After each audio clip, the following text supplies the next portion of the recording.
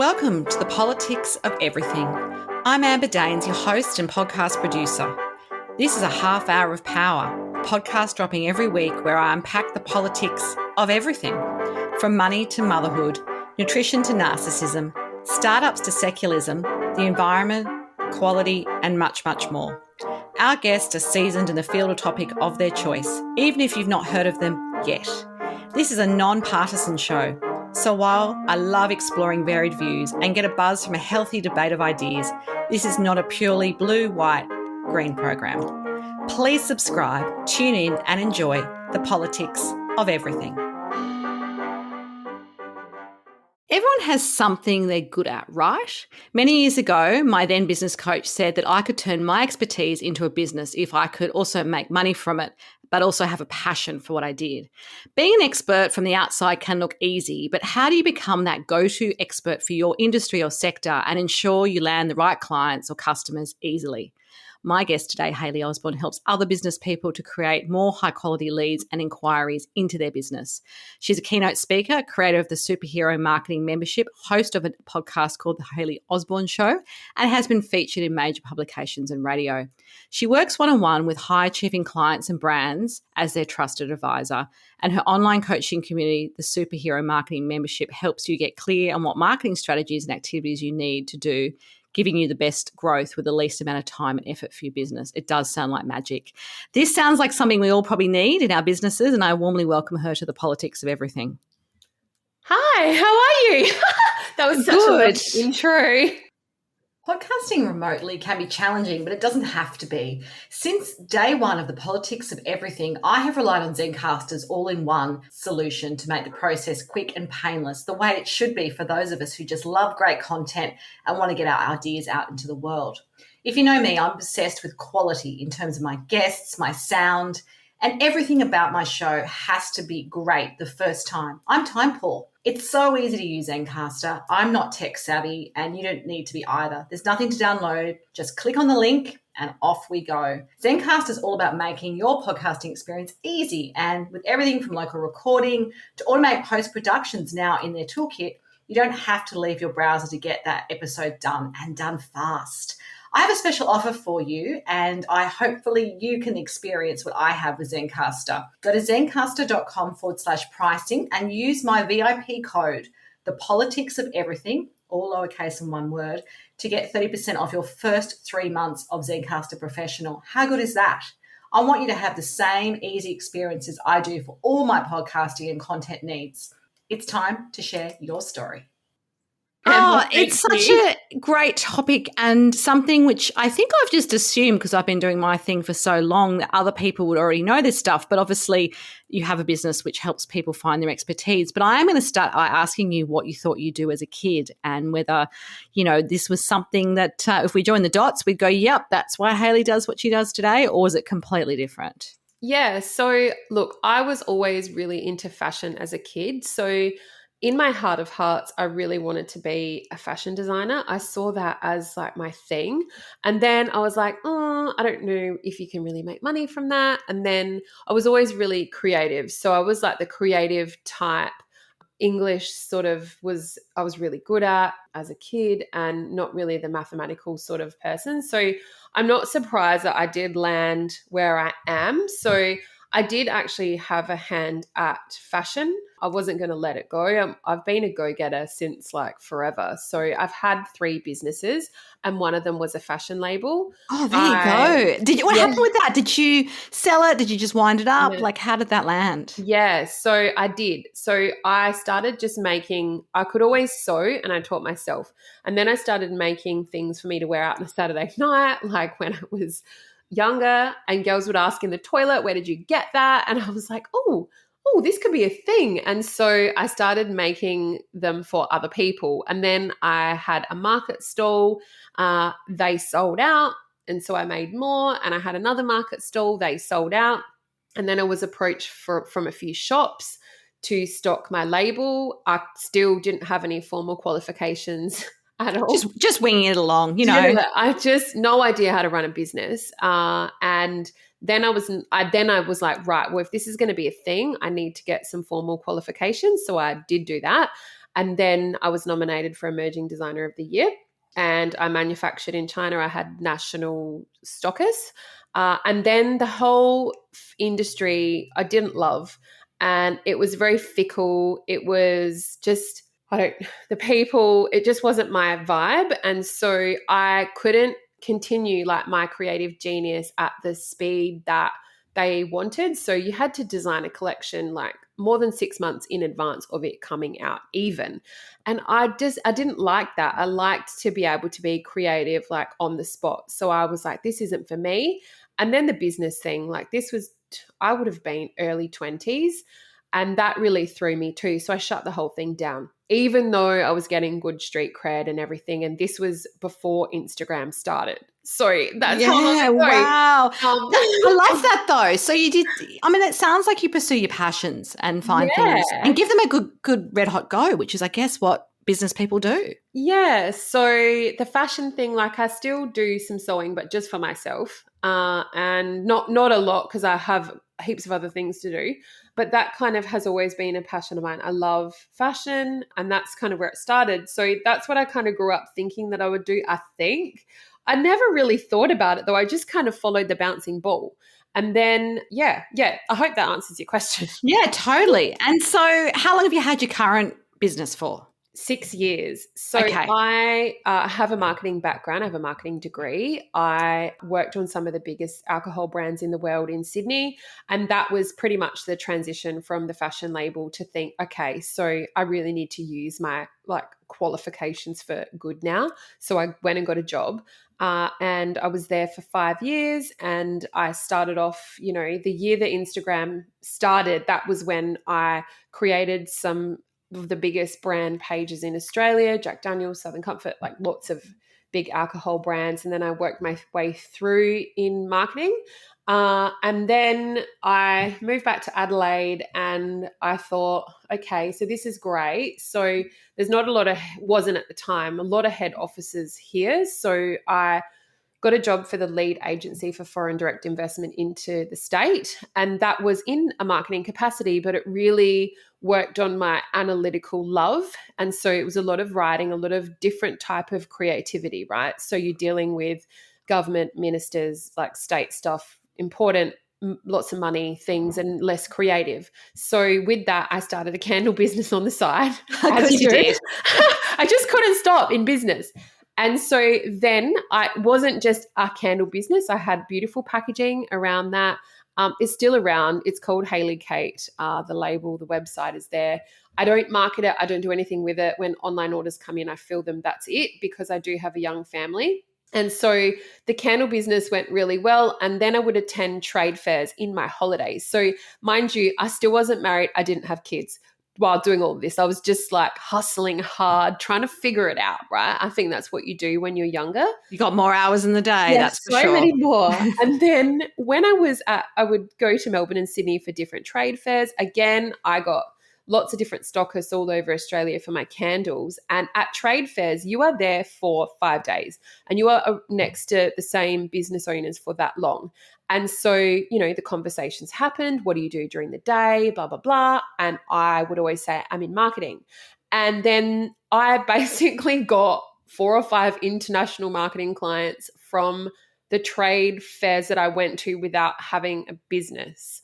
That's amazing. That's amazing. So then you reverse engineered it. You got the clients and then got a business. A lot of people start a business, then go, hey, what am I going to do now? Which leads me into my next question is, what's the best way to create these kind of business leads? And of course, we don't need all your secret sauce. That's what people pay you for. But that's a great example of what you did, which maybe worked at the time. But I guess now things are far more online. People don't necessarily even go to trade fairs as much anymore, for example. So you'd have to do it differently. Is there kind of like the most common way or the most prolific way you find works for people?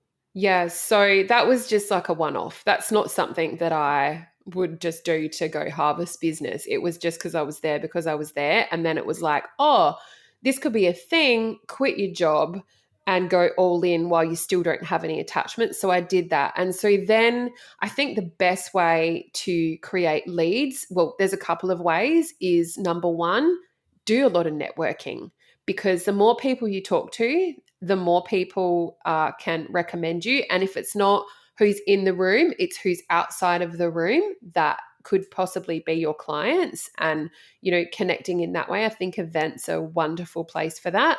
And then I think having a really great place for people to land. So as a consumer, you would know, like, you would Google anyone before you wanted to work with them or stalk them or buy from them, their product or service or whatever. So having a really good place for people to land is not a kind of thing you need to have. It's a necessity that you need to have in this day and age, because digital is moving so fast. So if you don't have somewhere for someone to stalk you, that's a big problem. And then I making it love you look say really stalk good. you, Yeah. which kind of my brain's already going. That's part of that journey, if you like, the old customer journey that we often talk about, that people will often watch, listen, consume before they've even engaged or bought from you. Is that still the case? Oh, absolutely. So you have to have somewhere for people to land. And, if it's as simple as a one pager, then that's fine, but build on that. But it's not the only way. So, social media is free and it is the most powerful marketing tool the world has ever seen. But you need to know how to use it for good and not evil. You need to know how to strategically use it well. And, gone are the days of having the most polished space on the internet. People want real, people want to be talked with, not talked at. And you just need to keep it kind of conversational. And it's the storytelling around your thought leadership as a business that will be the thing that creates a level of income for you and new leads. That is where it's at. It's not selling. Nobody sells on these platforms anymore. It is storytelling. And you've got to do a great job, because you need to build that trust, that know, like, and trust factor. So that leads me to ask you, is there certain types of businesses that you particularly work with, your kind of, I guess, your sweet spot, if you like, that follow this approach? But is there things that then they have to build on? Because I do know from personal experience, you can spend a lot of time producing content and you've done all the research, you've got a strategy, you've got your content calendar, you know your ideal audience. It doesn't necessarily mean it's going to have engagement. Yeah, so predominantly what's been drawn to me, I think just through my years of experience, is service-based businesses. So I don't tend to work with product-based businesses. That's just not. So no candles for you. No candles. But No you know what? competitors. If they come in though, I have some solid experience because I have run a business like that, but more service-based businesses. And so it does become then a layer harder and trickier to market, because you don't have a physical product. You have a digital product or whatever it looks like. So you do have to get really good at storytelling. And so I found that the one thing that sets businesses apart from, everyone else is consistency. Because when you are, you're not marketing your business when you're busy, are you? You're No. holding back and you're working in your business, you're servicing your clients. And then you're like, oh my God, the tap is dry. I need to market my business. It doesn't work like that. So the most success that I've seen are those that are consistent in their approach. And I'm not just talking about social media, I'm talking about all the things through the line. And that might be things like, guest speaking, being in webinars, co-partnering with people, other sort of, I guess, marketing activities, which are not just online but offline. Yeah. And don't forget too that social media is a rented space. So we don't own that. We've all seen when Instagram goes down, the world has a hissy fit. But if you've been building your database, which is your own asset, you own that, it's not rented, then you have a warm audience of people that you can communicate to. And essentially, the next time you go to launch something, you've got a new product or service, it should sell out based on your beautiful email list that you've been building. Essentially. Yeah, that's the theory. Obviously, small businesses, and I'm one of them as well, in our marketing, goals, we're usually hamstrung by two things, time and money. How do we know what to prioritize so that we can get that I guess the sense of achievement in the effort we're putting in, but make sure it's for the long term. Like a lot of stuff, like you just talked about that knee-jerk reaction, the tap is dry, I need to like ramp up my LinkedIn posts and suddenly attract new clients, is not necessarily going to work because it's a slow burn and it's a long pipeline. What is it that you think that people can do to kind of triage their small business marketing? I love this, and I do get this question a lot. So I always say the top of funnel activities are the most valuable. And that is like the long game too. But what that means is you writing articles for media, you appearing as guests on podcasts, basically any way that you can be in front of an audience that is not your own and you are able to showcase your zone of genius is the best way to grow your business. So making sure then, and I say this with a lot of love, there is also no point in you doing these activities if you have no funnel for these new people to come in to see what you're all about. So, for example, I'm a guest on your podcast today and I have my website for people to go to look at what I do. I have some free things on there that are really valuable that will help people. And so then by doing that, they are providing me with their name and their email, and then they're in my world. And they're only going to do that if they really like me and they really like and think that what I have is of value. And so there's, top of funnel is important as a small business. And that's what that's what I prioritize every single Monday. I make sure that I have one thing, and I call it like that needle moving activity, where I am reaching out to new audiences and that grows the business. And then the rest follows. So that marketing success trajectory, if you like, to be an ongoing theme versus those bursts of success, is that always the case though? I imagine, people's products and services when they first launch sometimes can be, make a big splash and then things peter out. And my perfect example would be my evergreen podcast creator course, which is, when I first launched it, I had so many sales, I didn't have to do much. Now it's a year on and I feel like I could easily make no sales for that for like a month, because it's been in the market for a while. So how do you make sure that, I guess, you're not, having that feast and famine thing, which I think, small businesses expect, but it doesn't help your cash flow?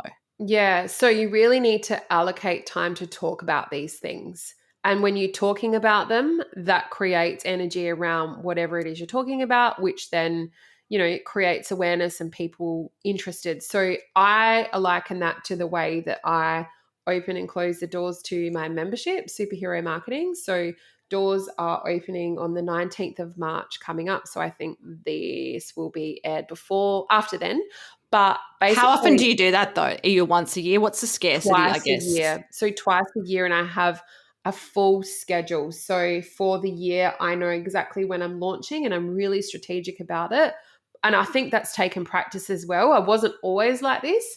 And not around school holidays, not around family Christmas birthdays. or absolutely, when people are away. It's interesting to talk about March because obviously we're both in the online course creation world and memberships and so forth. And I'm just saying, like, everyone seems to launch in March. I sometimes think maybe it doesn't need to be March, but I think you're right. It's about school holidays, Easter, other things that are happening in the world. Yeah. And then I feel January is definitely a no-go because, people are chilling out. They're just not in that mindset. And then February, kids go back to school, but then you need that time as a business to be able to plan and ramp strategize up. and feel like you're ready to go in again. So it's March is the day. I actually did have February planned in this year, and then I pushed it back because I was like, I'm not ready for that.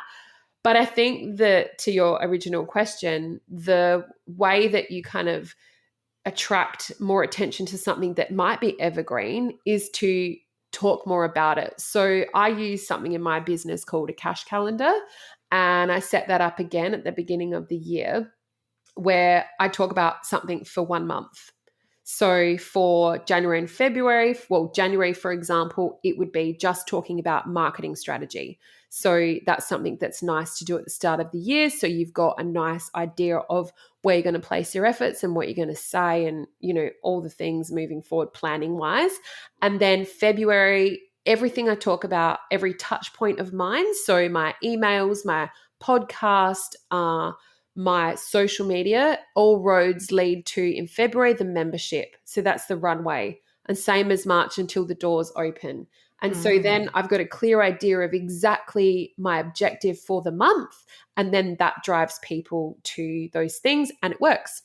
Yeah, absolutely. And then I guess then that once the, a launch is obviously a huge thing. And then you kind of, once that the door's shut, then there's obviously a little bit of breathing space and then obviously the implementation side of things. In terms of being an expert, which is our topic today, what would you say would be your expertise? What would be the thing that people would come to you for? Like, because for example, things like, marketing and small business marketing is very broad, but is there one thing that you're really known for, you want to be known for? Yeah. So look, it is marketing, but I'm really good at creating like the strategies and activities, right? Yeah, I like that. Yeah. Yeah, because So often people are good with the strategy or they're good at the activities, but they don't necessarily marry the both. Like there's not, like you say, you weren't always strategic. I think a lot of people go into business and they're not necessarily strategic. I think that's really important because otherwise you're just, I don't want to use the term, but you're just throwing spaghetti at the wall. Like you're just kind of all over the place. But when you have a clear plan and activities, the activity part is probably the one word that stands out that towards your question is the Mm. activities that you do are the things that are going to create the biggest growth. And you need Yeah. to figure out what that is. So that's my superpower, I guess. Yeah, that's great because I think a lot of people, and I've been in my own business, and I've had multiple businesses as well in the past 16 years.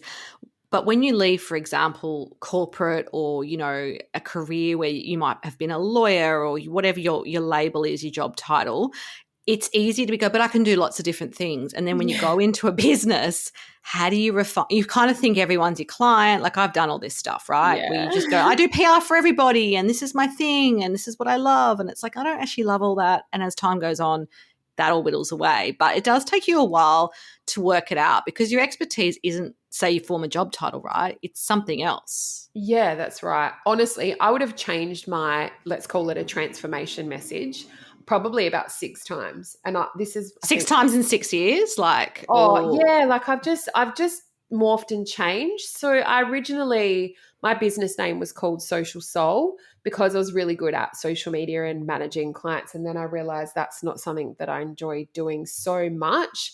And so out like exceeded the capacity, right? So the one-on-one, I got yeah, so there's, many there's only so many. clients. Yeah, you can't clone you, right? Like, Yeah, you can't, it's not a scalable thing. And I was like, well, this isn't going to work. And then I had a full time staff member, and I was like, I don't want to turn into an agency. That's not what I want. And then so I looked at other ways to work that better suited me and my happiness, and I guess what I considered to be a success. And so I do still have a bunch of clients that I look after their whole marketing strategy. So these yes. are high level clients. They are tech companies, allied health. They've got 10 to 15 staff. They don't want to employ someone like me full time. The CEO wants to say, here's the thing, go do it, don't call me. So, but I only take on a small handful, and I've become really selective what that looks like. And I'm so happy with that. I love it so much. And then I've got my membership that sits on the other side that helps small businesses that can't afford to work with me one-on-one, but know that it's important that they keep their finger on the pulse in this space. So I teach all of the things in there. And then I work one-on-one with clients who want fast growth and social media strategy and marketing strategy. So I found a beautiful sweet spot. So the We're thing, very similar in the way we've morphed into those kinds of yeah, businesses. I still have legacy retainer clients that are yeah, corporates at my business. I was a business journalist, so financial services clients and things like that. I yeah. still love them, but I don't want to scale that entirely. I want to have, like you say, like that, the one-on-one coaching at a high level, but then also that kind of membership and online course world, which, is the one-to-many model really. Yeah, and I love the membership. And so something that is happening this year is I am launching a short course. So that's a one thing. And I would love to write a book, but it's not on the cards this year. Can't But do all the things, Hayley. you Just can't, you can't. And so the short course is something that is missing from my model. And that yes. may be evergreen, it may be live, but it's more around marketing foundations, not necessarily for startups and small businesses, but the amount of people that I speak to that have been in business for about 5 years. And I say, do you have your marketing foundations sorted? Do you even know what they are? And they say no. And so I'm like, Yeah, this there's happens. definitely a gap there, and you could probably fill that and plug that very Yes. easily and scale that one too. Going on to mailing lists, which we talked about a little bit earlier when you talked about people having those valuable digital assets, which they may download from your website or from anyone else's, platform, that create that list. And I do hear about the list a lot. I have a significant list, but I think my thing is my list is a little bit schizophrenic is the word I'd use, because I have corporate clients and I have small business, and I don't just work with women, and there's so many like nuances to my list that sometimes it feels like the list is not everything for me in what I do. But is it really the best way to create those leads, or is there a wider approach? And I do say that because a lot of people might subscribe to get the free thing and then unsubscribe because they're like got the thing they want and they don't want anything else from you, because they'll never buy from you no matter how affordable your product or service is. Yeah, I think, look, I don't have the biggest list, but the list that I have, and it's much like your list as well. I've got corporates, I've got small business. I don't even know some of the people that are on there, to be honest, but it's Yeah. not massive. And I think it's the right audience, though, for me. So I think that's great. But I do think that you need all the things. You can't have a business these days and not do everything. But you need to be smart about it. So it's about having that the way you nurture these people, like you need to send a consistent email. Otherwise, people don't give their emails away for free these days.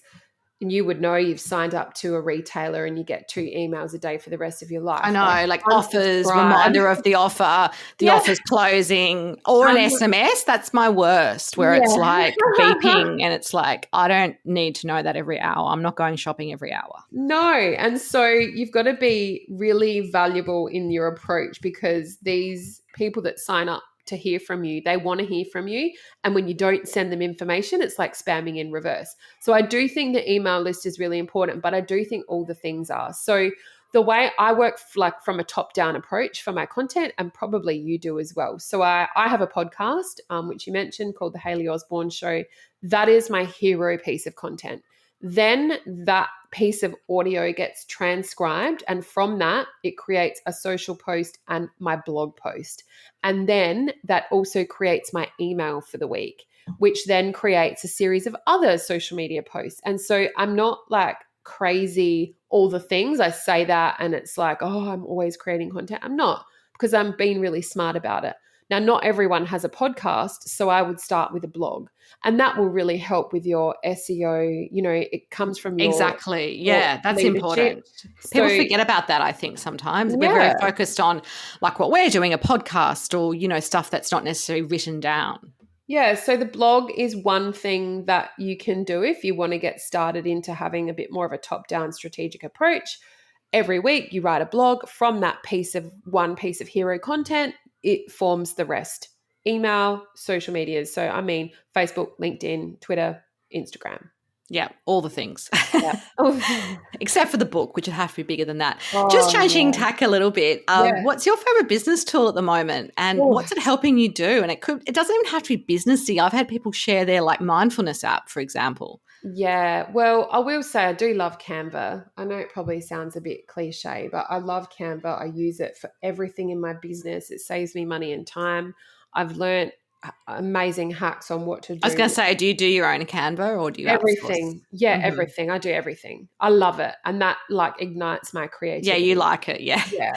it's the new candle. Yeah, that's it. Canva is the new candle.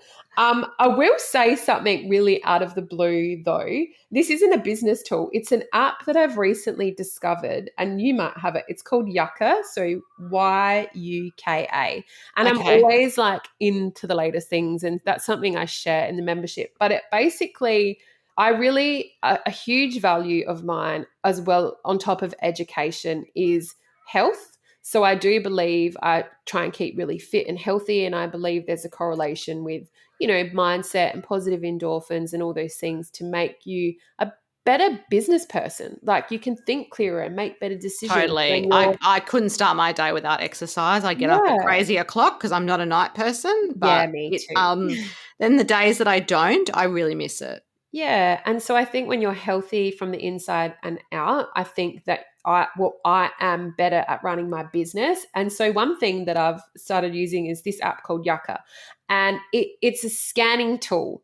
So if you want to be healthy, really, really healthy, from cosmetics to food, you can scan every barcode and it will tell you if it's good or not. Basically, it'll give it a score out of 0 to 100, like red Wow. or like green. So from your body wash to your skincare products to the organic chips you buy your kids that you think are good.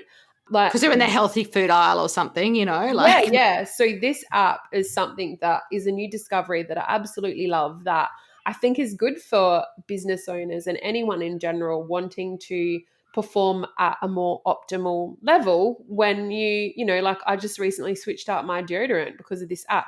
And I'm like, I'm a smart, educated woman. Like, why didn't I think of this sooner? But Yeah, it's a great idea. I love that. Well, everyone will yeah. have to get on that and have a look.